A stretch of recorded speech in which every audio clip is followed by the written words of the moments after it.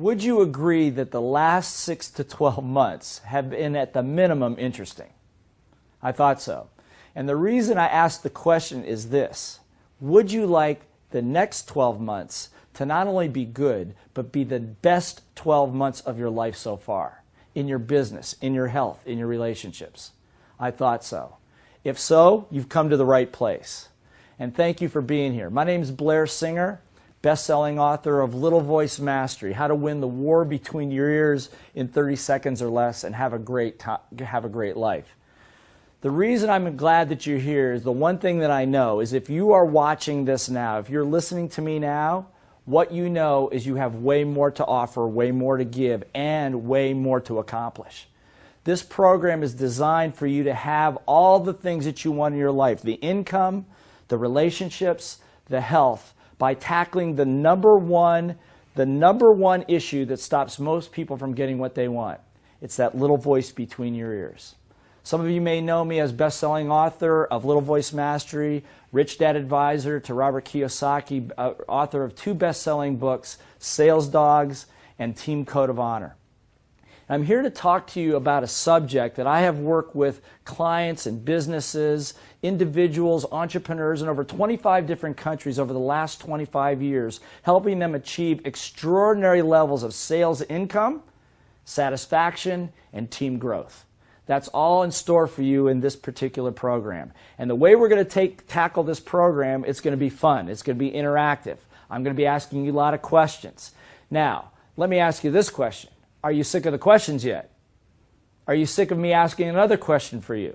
Okay, good. So I don't do this to make you feel like a 5-year-old or a 2-year-old. I do it for a very specific reason. If I stood here and I said, I've got at least 12 hours of material with 55 PowerPoint slides and 30 bullet points on each one, would you fall asleep? Of course you would. Have you ever been to a presentation like that?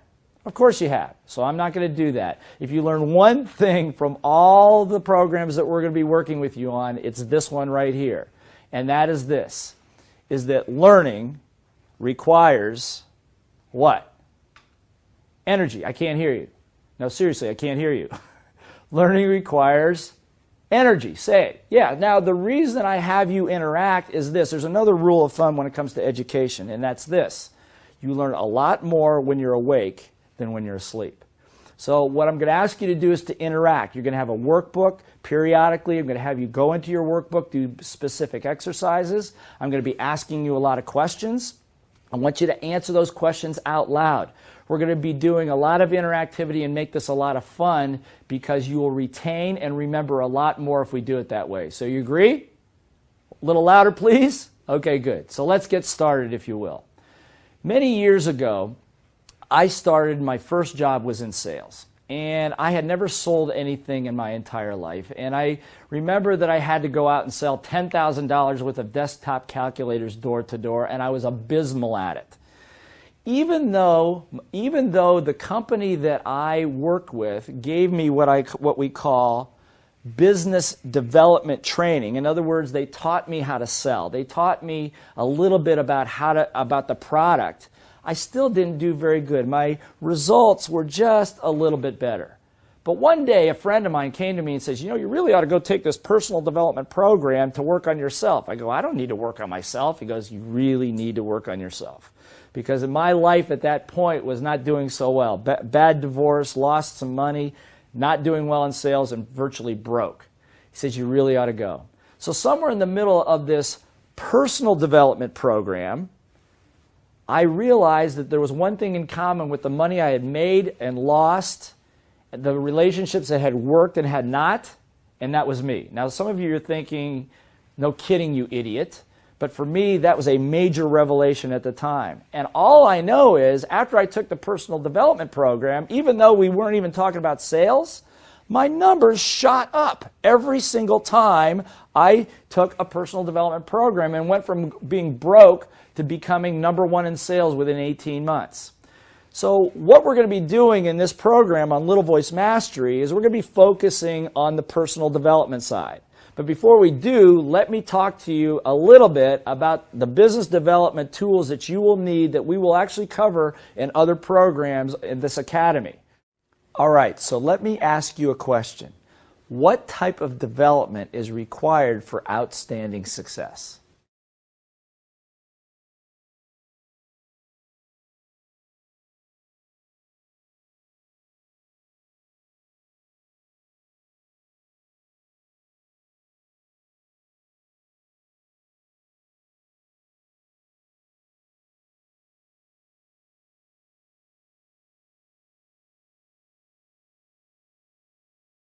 So in order to achieve maximum income, there are some business development skills that you must master. So we're going to cover that real quick.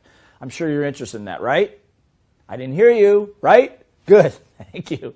So the first skill you absolutely must have in business, I don't care if you own a business, you work in a business, you've got to know how to sell.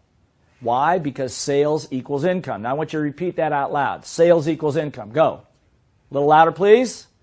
That's right, because any organization, any individual I've ever seen that's ever had a cash flow problem is because they or somebody in their company doesn't know how to or thinks it's not important to know how to sell. Sales is a life skill, and we'll cover that in other programs. But if you want to build massive and passive income, you also need to know how to build a championship team. That's right, a team that can work with you, that's aligned, pulling together, that will generate income for you whether you're working or not. The third component that I learned many years ago in my own businesses is that you also, particularly as a business owner, need to pick up the skill of learning how to teach. Not only teach, but to teach other people on your team how to what? Sell. That's key. Particularly starting in 2007 when the economy turned around and went a different direction, now everybody on the team must know how to sell. Now that's a subject for another time.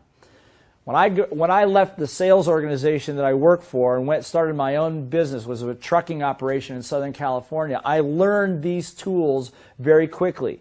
Nothing that I was taught in school. As a matter of fact, most of what you're learning here was never taught in school, so stay tuned. There are a couple other components. One other component is this. To have a business, you also have to have strong systems. Cash flow management systems, referral systems, marketing systems, selling systems, and yes, we're going to be talking about little voice management systems, ways to control the war between your ears in 30 seconds or less. These are critical, otherwise the business is just you and you're working your butt off for not a lot of return. The other skill, business development skill, is accountability. Accountability particularly to numbers, knowing your numbers, knowing what it takes to generate the income you want to have, to gain the muscle mass you want, and the energy and the health that you want to have the relationships you want to have. This is a formula that will prove all those to be true for you. But probably the single most important business development skill that I'm going to be referring to in all the programs is the one right here at the bottom, and it's called the Code of Honor. It's one of the books one of the best-selling Rich Dad Advisor books that I wrote. It's a set of rules that you have for yourself or that you have for your team that holds the team together. You see, one thing I learned many, many years ago is that every great organization, culture, religion, family, sports team has one thing in common. It's a set of rules. The 10 Commandments. Have you heard of the 10 Commandments? Good. I'm glad you've heard of the 10 Commandments. You've heard of the Constitution? Of course. These are classic codes of honor. These are rules that are designed to bring groups together, to hold them together on a mission or a purpose. And we had created one for my little trucking company way back when, my first real business. And when that business almost failed so many times, it was the Code of Honor that brought the team together and made us one of the fastest growing air freight trucking operations of its kind at that time. And I've worked with organizations like Singapore Airlines and Morgan Stanley, IBM, L'Oreal, Redken, all over the world, helping implement not only these business development tools, but the Code of Honor to hold the team together. But the one thing that stands in the way of this whole magical formula, there's one thing, and I'm going to ask you to think about, look at this formula, and you tell me what the big problem, because there's a big hole in this thing that will sabotage the whole thing if you don't know what it is. Well, have you figured out the problem? Is it a lack of teamwork? Is it a lack of money? Is it a lack of accountability? Or is it you?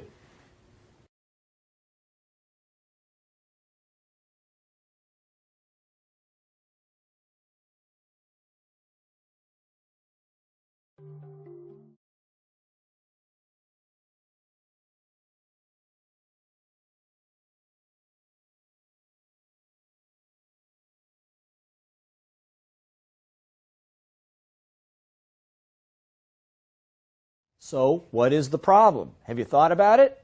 I'm sure you've guessed it. The problem is probably you, or me, or any of us. And the problem actually is right here. See this? This is the problem. This is your brain. Now, this is not your brain on drugs or anything like that, but this is your brain. Now, let me ask you a question. What percentage of your brain do you consciously use? 5%? 2%? Let's say 10, okay? 10%. So if this is the 10% of your brain that you consciously use, this big empty space here, what part of the brain is that? No, it's not unconscious. Unconscious is what happens when you go to the bar and drink too much or you fall asleep in the middle of something. It's not unconscious. It's called the subconscious. Subconscious. And the reason we call it subconscious is because we have lots of memories in there that we don't think about all day long. For example, have you ever been heartbroken at least one time in your life? Now, if you didn't say yes, you're a liar, and I know that because we all have. Of course we have. Let me ask you another question. Have you ever lost money? Of course. Have you ever loaned money to somebody else that didn't pay you back? Of course. We've all, as human beings, we all go through this, and we don't think about it all day long, but it's stuck somewhere in this gray matter of ours, right? Until a moment in time comes, and let's say that you and I are working together and we're doing a joint venture and everything's going great. Our businesses are working well together. We really get along. We see eye to eye on everything. Until one day I come up to you and I say, you know what? There's this opportunity I'm looking for over here and I'm really short on cash. If you could loan me like $60,000, $70,000, I'd be happy to pay you back when I can. Now, if you've been burnt before, what are you thinking? That's right. You're thinking, no way. And what's actually happens, and I really want you to hear this, the minute I ask you for the money, immediately our relationship changes, doesn't it? Think about it. All of a sudden you don't trust me as much, you don't want to hang around with me as much, and here's the important point. This is not just for you, this is for the people that work with you, the people that work around you. Just understand that that relationship immediately changes, and it has nothing to do with me. Nothing to do with me. I may be totally trustworthy. I may be good for the money. What happened, however, is the minute I asked, it triggered a part of your what?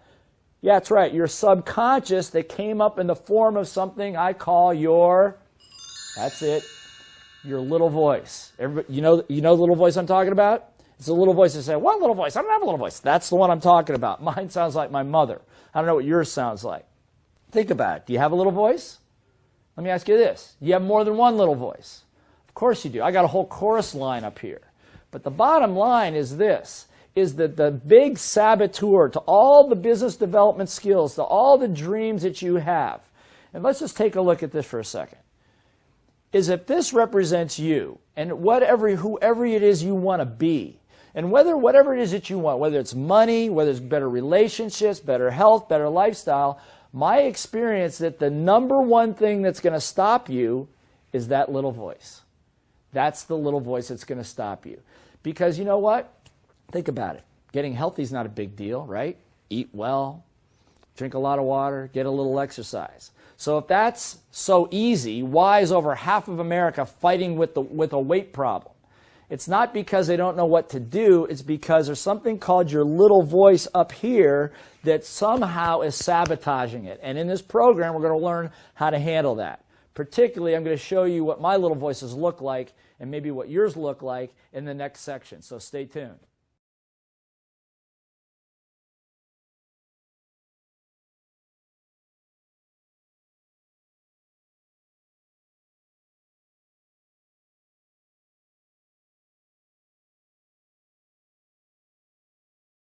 So by now, you probably got a good idea of what the little voice is and how it shows up. And probably one of the most common little voice statements, that incessant chatter that bugs you in the brain, is one that I call not blank enough. Now you can fill in the blank. It'll be not smart enough, not fast enough, not old enough, not young enough, not pretty enough, not good looking enough, not talented enough, whatever it is that when you come up against that moment where you have the opportunity to get bigger, is that the little voice says, you're not smart enough, you're not good enough. And again, the real issue here is to understand one thing.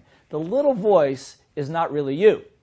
That's right, it's not you. It's a composite of your teachers, your parents, preachers, the media, friends, politicians, whatever the case might be, that all sit back there in your subconscious that at the moment that you show up to do something, erodes your confidence, creates fear, non-deservedness, creates procrastination, lack of authenticity, give up on your dreams. So we don't want to do that anymore, okay? As a matter of fact, I got a couple pictures of my little voice. You want to see my little voice? Okay, good. I'm going to show you my little voice. So, you know this little voice? This is the, you know this one? Right. This is the one that sits there just when you're ready to take on something, just when you think you've got victory in sight, whack, and find some way to sabotage it. I'm sure that's happened to you at least once, right? Familiar with that little voice? Good. Or how about this one? You know this little voice? This is road rage little voice. This is that moment where if somebody gives you one more problem, you're going to reach out, grab their throat, and squeeze it until their eyeballs pop out. And again, high emotion, low intelligence, not a good place to be, okay? Or maybe you're familiar with this little voice, right? This one actually is my mother without the hair. It's like, I told you you shouldn't do that. I told you you're not smart enough. I told you you're too greedy. La, la, la, la, la, la. Right? That beating yourself up. Have you ever beaten yourself up at least once today? Of course you have, but you got to be very careful of that because that takes your energy down. And like I said in the very beginning, learning requires what?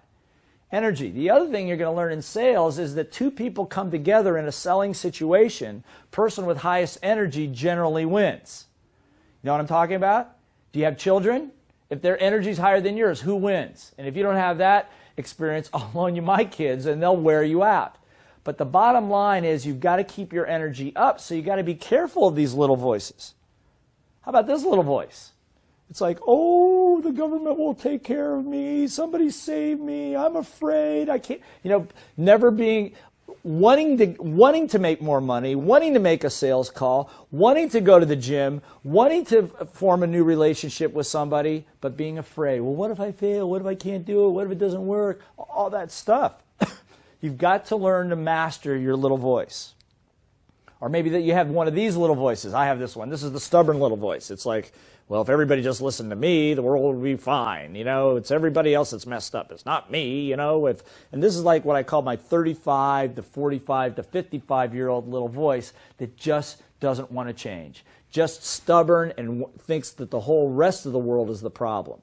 Back in 1982, when I went to that first personal development program, I realized that the problem, one thing in common with all the things that had worked and not, was me.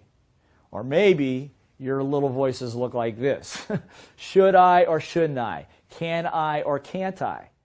Now remember the workbook you downloaded at the beginning of this program? Good. I want you to turn to the common little voice issues portion of it right now, because I want you to do something. When it comes to the results that you want, what are the limiting little voices? I showed you some of mine. What are the limiting little voices that pop up when you try? I want you right now to sit down and make a list.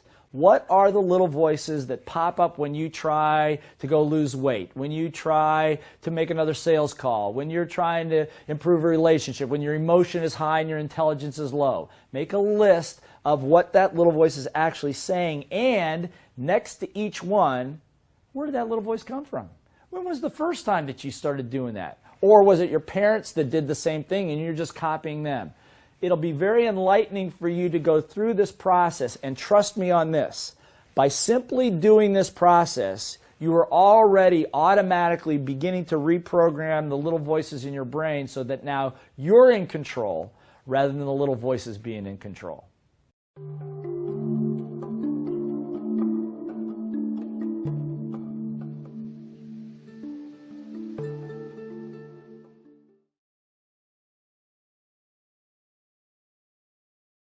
So let's get right down to the meat of the issue here. how would you like to have a couple of techniques, little voice mastery techniques, to control that chatter between your ears so that when it comes up, you're in control rather than letting it control you?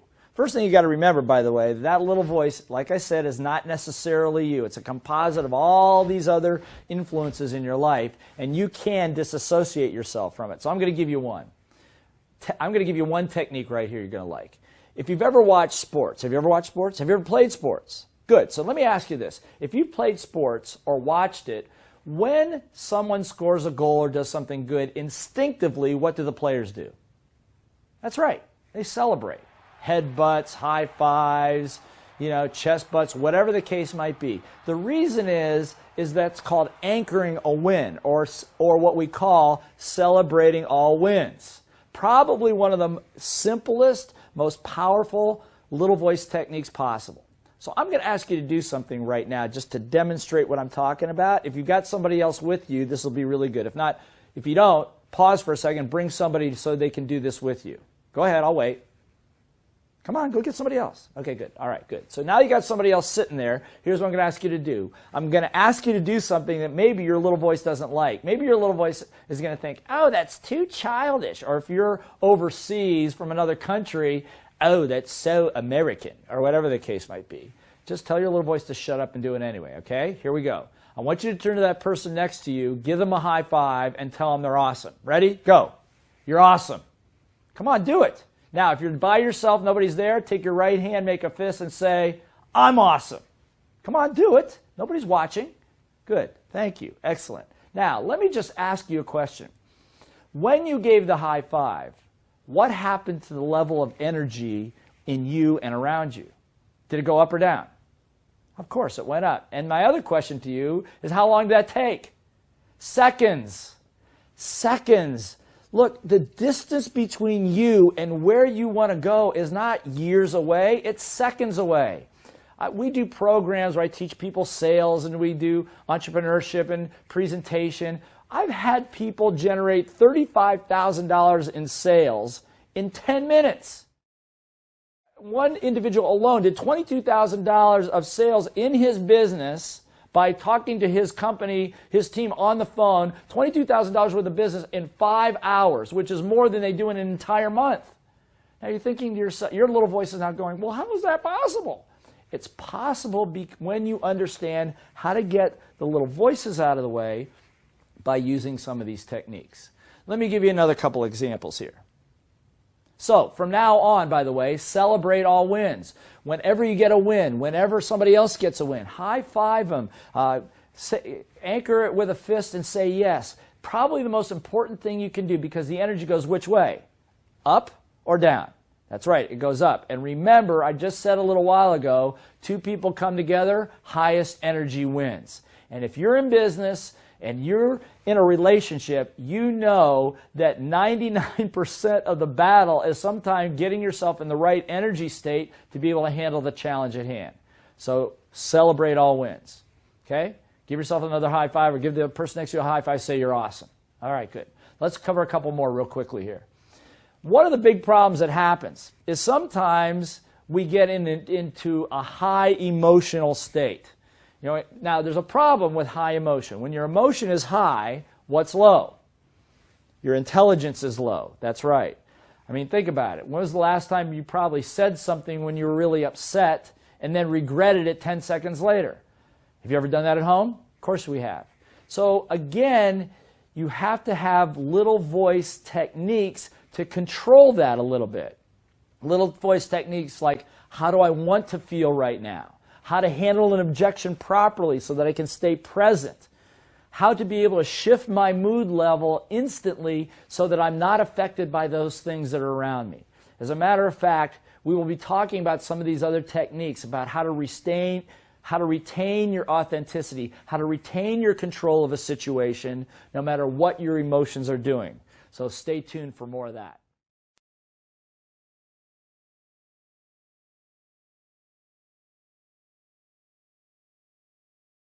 Look, the bottom line here is you would not be on this program with me unless you wanted better results, right?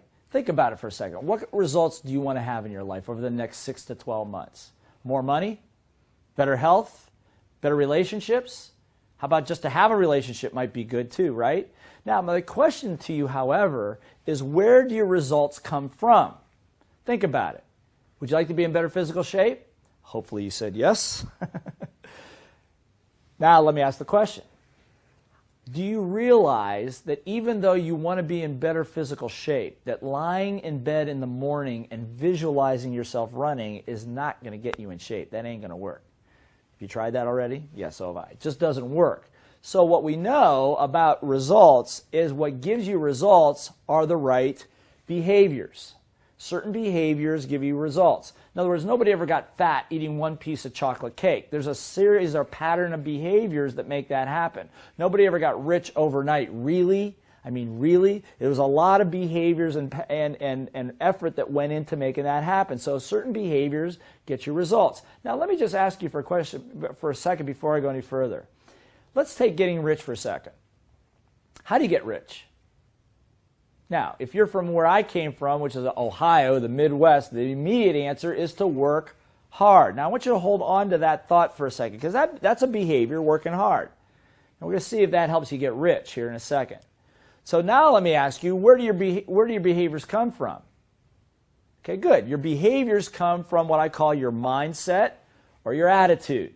That's all the little voice stuff. For example, have you ever had at least one bad day? You know, the traffic's bad, you know, you had an argument with your significant other, or your boss was having a bad day, and your day seems to go in the toilet the same way. Does that make sense?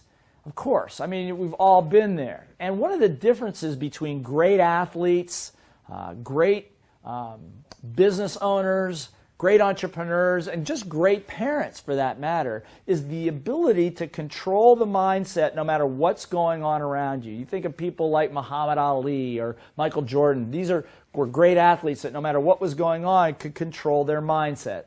We call that little voice mastery. You got to be able to control that. Now, the next question I have for you, now we're getting a little deeper into little voice mastery here. Where does that mindset and attitude come from? Think about it for a second. Well, I think you probably guessed. It comes from what I call your conditioning or your environment, how you grew up, where the influences around you, the conditioning. Yeah, you went to school, what you learned in school, what you learned in church, what you learned from your parents, what you learned from your friends and experiences. So conditioning drives the mindset or the attitude. So let me give you an example. We said, how do you get rich? And maybe instinctively, if you're like many people said, work hard. So where did that thought come from? What was the conditioned thought? Well, in school, if you went, did you go to school? I'm sure you went to school. If you went, yeah, you went to school. Okay. So if you went to school, then you know that they told you that if you work very, very hard in school, you get good what? Grades. Now, is that true? Not necessarily for everybody. And then if you work really hard in school, they said, whoever they are, said, then you could get a good what? Job. Now, is that true? No. Over 1 million Americans have found out that that's not true. And then someone said that once you get a job, if you work very hard, you'll make a lot of money. But I'll bet that you know people that don't work nearly as hard as you do, but that make more money than you do. Now, I don't have a problem with hard work. But hard work alone, if that's your only source of conditioning, is not going to get you rich. And so what ends up happening with improper conditioning, even though you work hard, you're a good person, you do all the right things, you don't end up with being rich, you don't end up with the health, you end up with what I call frustration. That's right, frustration. And what frustration is your husband, wife, significant other yelling at you, how come we're not making it, getting ahead? Why is this not working? You're working like a dog, you're working 24/7, you're not taking vacations, you don't seem to be getting ahead even though you're doing all the right things. It's because somewhere in there, your conditioning isn't getting you, the conditioning needs to be changed to get the results that you want, which is what we're going to work on here. And most importantly, your little voice is blocking it right now. So here's what I'm going to ask you to do. I want you to turn to the results model part of your workbook right now. And I'm going to give you a little assignment. I want you to make a list of the areas of frustration you have in regard to the results that you want and that seem to be eluding you, whether it's around money, health, relationships, with your boss, with coworkers, and make an extensive list. Then, where do they come from? Where did you get? What's the conditioning that's making that happen? What is the behavior pattern that doesn't seem to be working, and where is that coming from? Again, don't worry about trying to solve it right now. Your brain is amazingly resilient, and once you understand origin and source, your brain will come to the proper conclusions, and you will begin to see results happening in your life immediately. So do it now.